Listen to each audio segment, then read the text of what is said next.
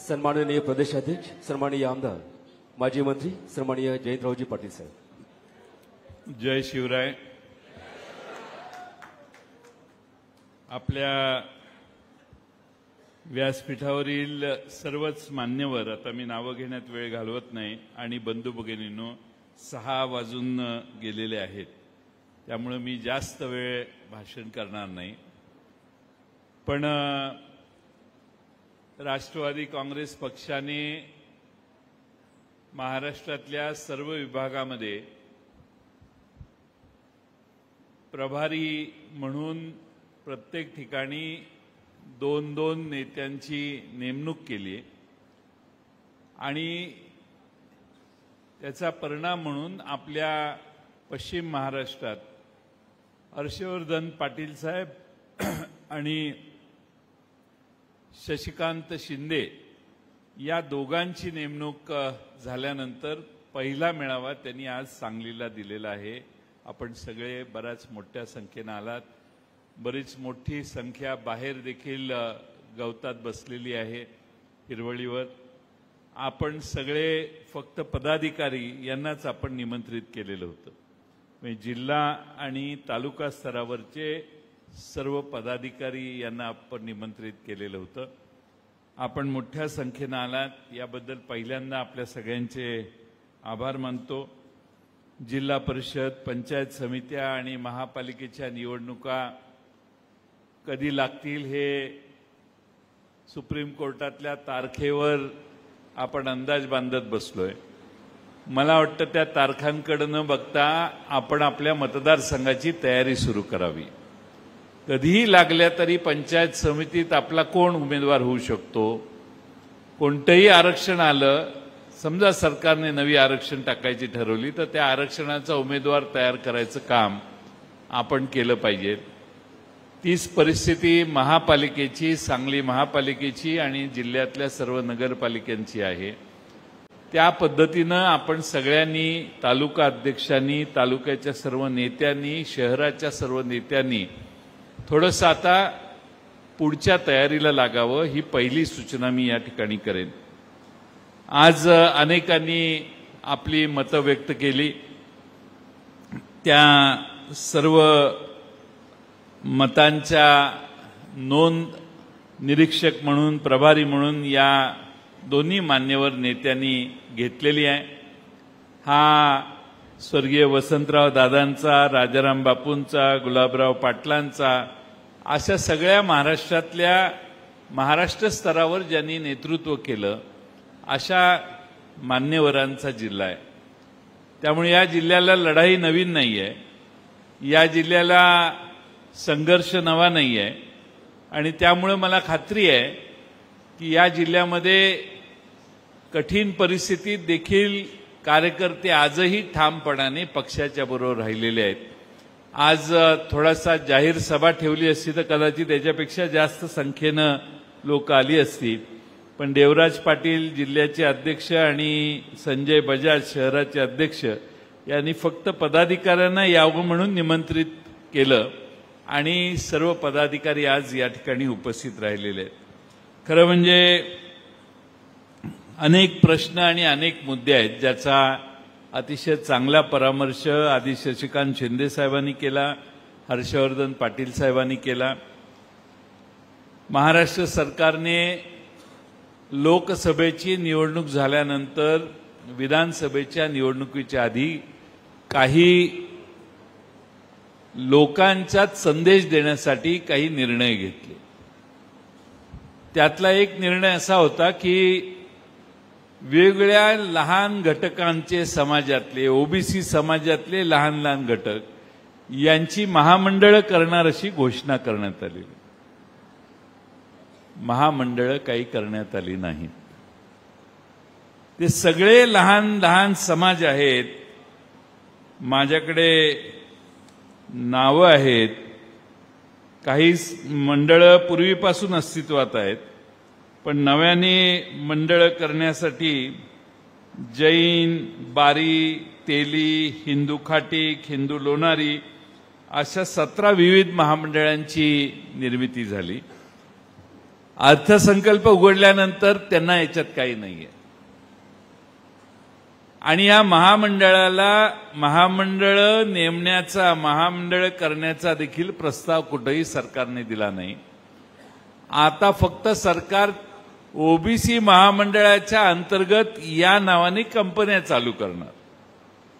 सांगण्याचा मतितार्थ हा की महाराष्ट्रातल्या समस्त ओबीसी समाज, पददलित समाज जे आहेत, ज्यांना सरकारच्या आधाराची गरज आहे, त्यांना निवडणुकीपुरतं आश्वासन दिलं गेलं आणि त्यानंतर या सगळ्या घोषणा या आता हवेत विरल्या, हे आपण पहिल्यांदा लक्षात घेतलं पाहिजे. पण आपण मित्रांनो, या दृष्टीनं ओबीसींचे प्रश्न जे असतील, लहान लहान समाजाचे प्रश्न असतील, ते घेऊन आपली तालुका आणि जिल्हा स्तरावरची, राज्य स्तरावरची लढाई केली पाहिजे. ठीक आहे, सरकारने काय केलं, घोषणा केल्या, त्याची पूर्तता नाही केली, हा भाग वेगळा, तो त्या समाजाच्या लक्षात येईल हळूहळू. पण समाजाचे त्या प्रश्न जे आहेत ते प्रश्न घेऊन आपण हातात उभं राहिलं पाहिजे. आणि त्याचबरोबर ओबीसींच्या संदर्भातली आपली ठाम भूमिका महाराष्ट्रात आपण ठामपणानं मांडली पाहिजे. समस्त ओबीसी समाजाला या निमित्ताने आश्वस्त केलं पाहिजे आणि त्यांचे प्रश्न घेऊन आपण अधिक प्रभावीपणानं महाराष्ट्रात काम करण्याची गरज आज या निमित्तानं मी आपल्या समोर व्यक्त करतो. महाराष्ट्रातल्या अल्पसंख्याक समाज आयोगने मगाशी भाषण केलं. आज महाराष्ट्रातल्या अल्पसंख्याक समाजात एक दहशत निर्माण करण्याचा प्रयत्न काही लोक निवडणुकीच्या आधीपासून करतात. अल्पसंख्याक समाजाचे चोचले करायची आग्रह कुणाचा नाहीये, पण किमान त्यांना समाजात जगण्याचे जे अधिकार घटनेने डॉक्टर बाबासाहेब आंबेडकरांच्या दिलेले आहेत, त्यावर कुणी गदा आणता कामा नये, याची देखील काळजी आपण ठामपणाने घेण्याची गरज आहे. निवडणुकीच्या आधी बटेंगे तो कटेंगे हा नारा देण्यात आला. आमच्या तरुण मुलांच्या मध्ये थोडंसं सळसळणारं रक्त ज्यांचं आहे त्यांच्यावर ह्याचा परिणाम झाला. पण खरी आज देशाला गरज आहे ते पडेंगे तो बडेंगे या घोषणेची. आज समाजातल्या नव्या पिढीला कोणत्या मार्गावर लावायचं, कोणत्या दिशेनं समाजाला घेऊन जायचं, हे समाजाचं नेतृत्व करणाऱ्या सगळ्यांनी ठरवायचं असतं. आणि म्हणून बडेंगे तो पडेंगे, पडेंगे तो बडेंगे आपण अभ्यासच केला नाही, शिकलोच नाही, तर आपली जगात प्रगती होणार नाही. आज हर्षवर्धन पाटील साहेब कुठून आले? बारामतीहून आले. आमचे सुनील माने जिल्हा अध्यक्ष बारामतीला सकाळी जाऊन आले. काय बघायला गेले होते तर तिथं ऊसाची आणि इतर पिकांची शेती ही आर्टिफिशियल इंटेलिजन्सच्या मदतीनं आता करायची सुरुवात झाली. म्हणजे ज्यांची 50 टन 60 टन एकरी उतारा होता ती 100 टनावर गेली. ज्यांचा 80 टन 70 टन उतारा होता तो 120 टनावर पोचायला लागला. तिथला जाऊन ऊस बघितला तर आपल्या डोळ्याचं पारणं फिटेल. जो उत्तम कष्ट करणारा शेतकरी आहे त्याने 42 कांड्याचा ऊस 45 कांड्याचा ऊस बघितला तर त्यालाही वाटेल की आपण ही शेती केली पाहिजे. क्षार जमीन असताना देखील 80-90 टनाचा उतारा काढण्याची व्यवस्था त्या आर्टिफिशियल इंटेलिजन्स मध्ये आहे. म्हणजे जग कुठं चाललंय? जग कृत्रिम इंटेलिजन्सवर चाललंय. आपण कुठं चाललोय? तर कटेंगे तो बटेंगे तो कटेंगे. आता ही 16व्या 17व्या 18व्या शतकातली भाषा आपण समाजामध्ये शिक्षणाचा आग्रह धरला पाहिजे आणि शिक्षणाच्या व्यवस्था उत्तम कशा होतील हे बघितलं पाहिजे. आज मुलांची स्कॉलरशिप वेळेवर येत नाही, शिक्षकांचे पगार कमी जास्त व्हायला लागले, मुलांना ज्या सवलती दिल्या जातात त्या वेळेवर मिळत नाहीत, एमपीएससीला बसणाऱ्या मुलांचे वेगळेच प्रश्न आहेत, परीक्षा होऊन उत्तीर्ण होऊन ऑर्डर मिळत नाही, तशी राज्यात सध्याची परिस्थिती आहे. आणि म्हणून आपण हे सगळे प्रश्न हातात घेऊन अधिक ठामपणाने पक्ष पुढे नेण्याची गरज आहे आणि त्यासाठी आपण काय करणार हे लोकांना पाहायचंय. किती आमदार आले आणि किती नाही हा फार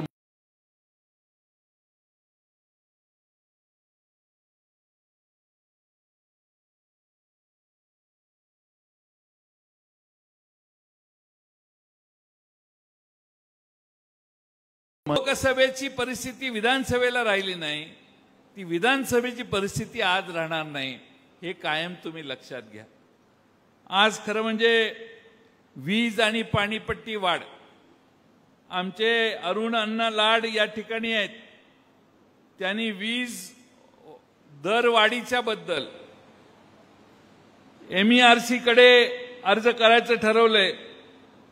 जी वीज दरवाढ सुनावण्यात आलेली आहे, राज्य सरकारने मागितली आहे, त्याच्याबद्दल आपलं मत आपण देणार आहोत.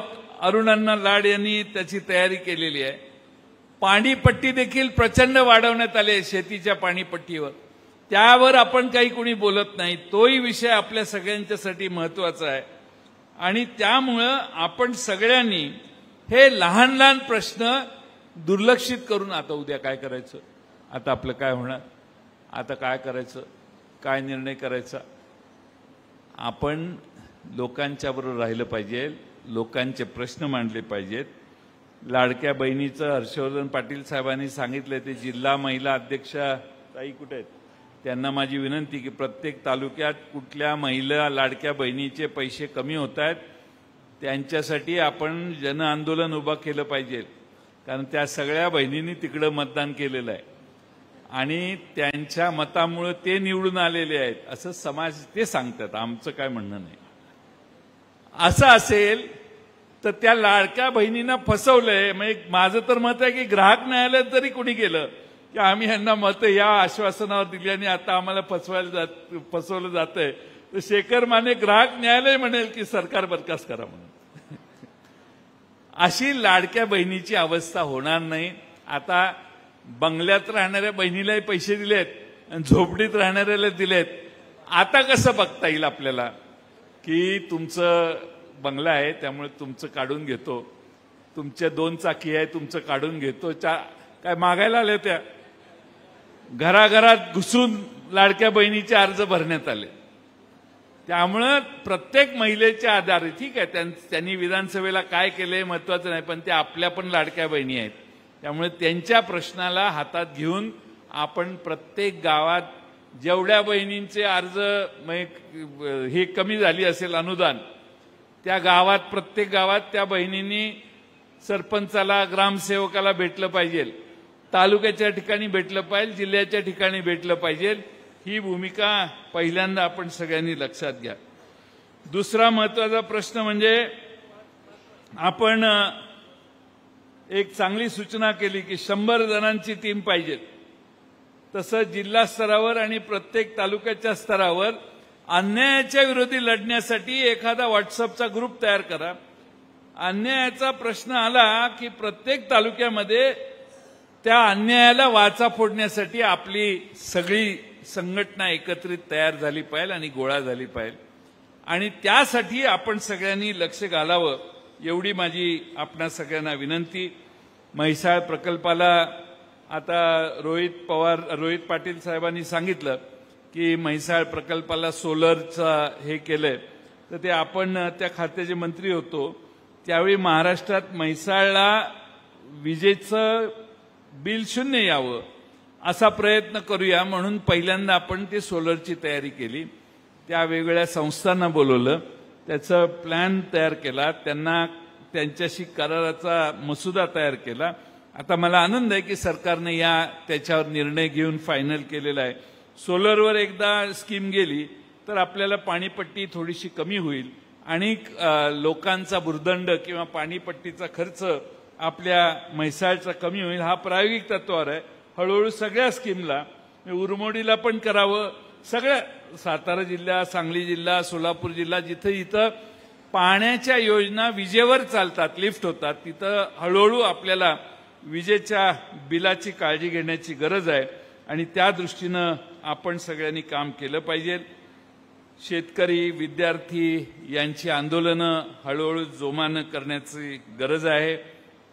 मी रोहित पाटील यांना विनंती करेन की तुम्ही रोहित दादा जरा जिल्हाभर फिरा, तरुणांची चांगली फौज तयार करा. आपल्याला चांगल्या पद्धतीनं जिल्ह्यामध्ये पूर्ण ताकदीनं मी आणि आर आबा होतो त्यावेळी जिल्ह्यात राष्ट्रवादीशिवाय दुसरं काही सत्तेवर यायचं नाही. त्यामुळं आर आबांच्या जागी आता रोहित दादा पुढे आलेले आहेत. त्यामुळं रोहित दादांना माझी विनंती आहे की आमचं अंडरस्टँडिंग असं होतं की आबा महाराष्ट्रात फिरायचे त्यावेळी आम्ही जिल्ह्याची काळजी घ्यायचो. आता माझ्यावरती पाळी आलेली आहे, त्यामुळे रोहित दादाची जबाबदारी आहे की रोहितनं सगळ्या जिल्ह्यात फिरून तरुणांचे मेळावे घेऊन या सगळ्या प्रश्नांची जागृती करायला रोहितनं आपल्या मतदारसंघ आणि उरलेले आपले जत असेल, जतचे प्रश्न वेगळेच आहेत. जतला आपण विस्तारित पाणी योजना सुरू करतोय, काम चालू झालेलं आहे आणि मला खात्री आहे की आपला प्रयत्न होता 24 सालीच्या आधीच पूर्ण करायचे, पण आता सरकारमध्येच 21-22 साली आपलं गेलं. पण आता ही योजना पूर्ण होईल त्यावेळी 65 गावांना जत तालुक्यात पाणी मिळेल. त्याच्या पाणी परवाना देण्याचं काम आपण केलेलं आहे. कृष्णा नदीत पाणी नाही हे सांगणारी लोक त्या ठिकाणी त्यांच्यापेक्षा पुढे जाऊन अभ्यास करून आपण 6 टीमसीट पाणी हे जतच्या 65 गावांना तयार दिलं आणि टेंबू योजनेच्या 119 गावांना 8 टीएमसी पाणी देण्याचं काम केलं. आता त्या सगळ्या विस्तारित योजना सुमनताई पाटील आमदार असताना तासगाव तालुका, कवठेमंकाळ तालुका याच्यावर सतत अनेक गावं शिल्लक राहिलेली, त्यासाठी 6व्या टप्प्याचं काम आपण करायला ते पाणी परवाना अमोलनाना आपण त्या ठिकाणी देण्याचं काम केलं. त्याच्याबरोबर ते सुमनताईंचा आग्रह होता, सुमनताई त्याचा पाठपुरावा करायचे. पलीकडं खानापूर आटपाडीला देखील पलीकडं झऱ्याच्या पलीकडं आपल्या यांच्या सातारा जिल्ह्यामध्ये आपण मान खटाव भागात आणि इकडं मायनीच्या भागात आणि इकडं या आपल्या आटपाडी पलीकडं सांगोला भागात हे अतिरिक्त पाणी देण्याची व्यवस्था केली. सांगायचा मुद्दा असा आता त्या योजना पूर्ण होतील, पण त्यावरचेही सगळे प्रश्न हातात घेऊन आपण लढाई सुरू करणं गरजेचं आहे. मला खात्री आहे की आपण आता प्रत्येक 5-10 वर्षाने नवे कार्यकर्ते राजकारणात येत असतात. त्यामुळे नव्या चेहऱ्यांना संधी देण्याचं धोरण आपल्या जिल्ह्यामध्ये जिल्हा परिषद, पंचायत समिती, नगरपालिकेला घालायचा प्रयत्न करू.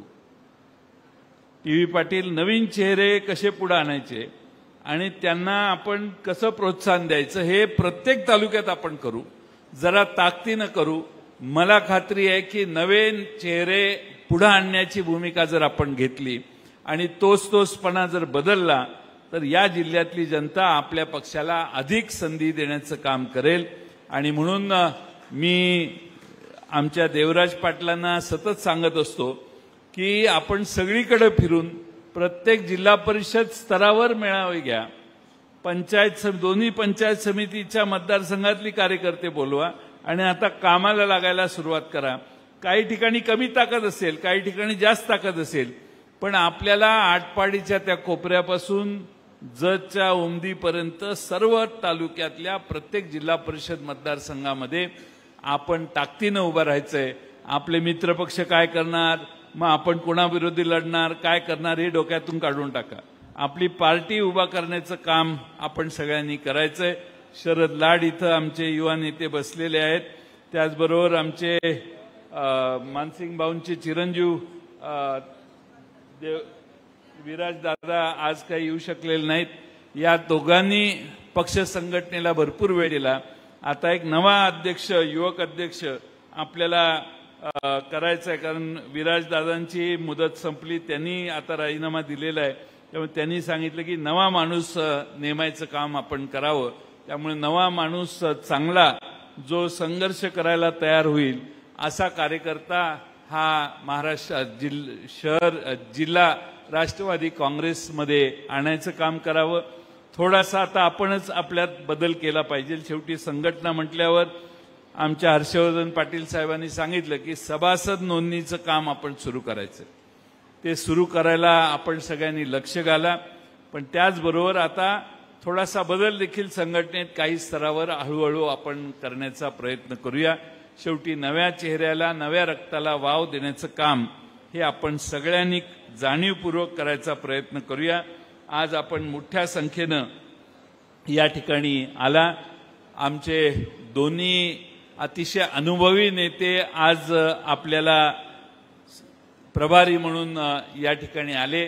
त्यांनी सांगितलं त्याप्रमाणे ज्या ठिकाणी आपला पराभव पश्चिम महाराष्ट्रात झालेला आहे त्या दोन्ही ठिकाणी मतदारसंघ वाईज देखील ते पुढच्या फेरीत जाणार आहेत. आता उद्या सातारा आहे, पुणे आहे, नंतर सोलापूर, कोल्हापूर जातील आणि त्यानंतर दुसरा फेरी त्यांची जिथं जिथं आपण विधानसभा निवडणुका लढवल्या तिथं जाऊन त्यांचा आढावा घेऊन त्यांचं काम देखील ते लवकर चालू करतील असा मला विश्वास आहे. आपण सगळ्यांनी आदरणीय पवार साहेबांच्या नेतृत्वावर विश्वास ठेवून काम केलं. आपण या जिल्ह्यामध्ये आपल्या मित्र पक्षांनी जो उमेदवार लोकसभेला दिला त्याचं बहुतांशी सगळ्यांनी काम केलं. यश अपयश हा भाग पुढचा आहे, पण त्यानंतर विधानसभेला आपल्याला फटका बसला ज्याचा अतिशय उत्तम विवेचन हर्षवर्धन पाटील साहेबांनी केलेलं आहे. आज ते या ठिकाणी आले. मला त्यांना विनंती मी करेन की त्यांनी पश्चिम महाराष्ट्रात सगळीकडे दौरा करत असताना पुन्हा लवकर आपल्या शिराळा विधानसभा मतदारसंघात आणि खानापूर आटपाडी विधानसभा मतदारसंघात या दोन ठिकाणी लवकरात लवकर मेळावे घेण्यासाठी पुन्हा यावं आणि त्या ठिकाणी अधिक तपशीलवार त्या कार्यकर्त्यांशी चर्चा करावी. राहिला भाग जिथं आपण निवडणुका लढवल्या नाहीत, मग जत मतदारसंघ असेल किंवा मिरज विधानसभा मतदारसंघ असेल, त्या दोन्ही ठिकाणचा आढावा घेण्यासाठी पुढच्या वेळी ज्यावेळी 2 मतदारसंघाचा घ्याल त्यावेळी त्याही 2 मतदारसंघाचा घेण्यासाठी आपण वेळ द्याल अशी अपेक्षा व्यक्त करतो. फार मोठ्या संख्येनं आमच्या भगिनी आज प्रत्येक तालुक्यानं आल्यात. आजच्या मेळाव्याचं वैशिष्ट्य हे आहे की एकाच तालुक्याची गर्दी नाही आहे. प्रत्येक तालुक्यातनं आटपाडीपासून मिरज तालुक्यापर्यंत, शिराळा तालुक्यापासून जत तालुक्यापर्यंत सगळ्या मतदारसंघातल्या भगिनी आणि कार्यकर्ते आलेले आहेत. त्याचबरोबर प्रत्येक शहराच्या नगरपालिकेतले शहरं जी आहेत तिथलेही प्रमुख कार्यकर्ते उपस्थित राहिलेले आहेत. उशीर जास्त झालेला आहे, 6:30 वाजत आलेले आहेत. त्यामुळे याच्यापेक्षा जास्त भाषण मी करत नाही, पण आपल्या सगळ्यांनी ठामपणाने कामाला लागलं पाहिजे. एकत्रित राहून आपण काम करूया. आपली ताकद या जिल्ह्यात यापूर्वी कायम उत्तम होती, तीच ताकद आपण दाखवण्याचं काम हे भविष्य काळात करू. अन्यायाच्या विरोधात लढण्याची भूमिका मनापासून आपण सगळ्यांनी ठेवावी आणि त्याच पद्धतीनं तरुणांना संधी देण्याचं धोरण हे मात्र न विसरता करावं एवढीच विनंती करतो आणि माझे 2 शब्द पूर्ण करतो. धन्यवाद. यानंतर ॲडव्होकेट बाबासाहेब मुळीक बापू उपस्थितांचे आभार मानतील.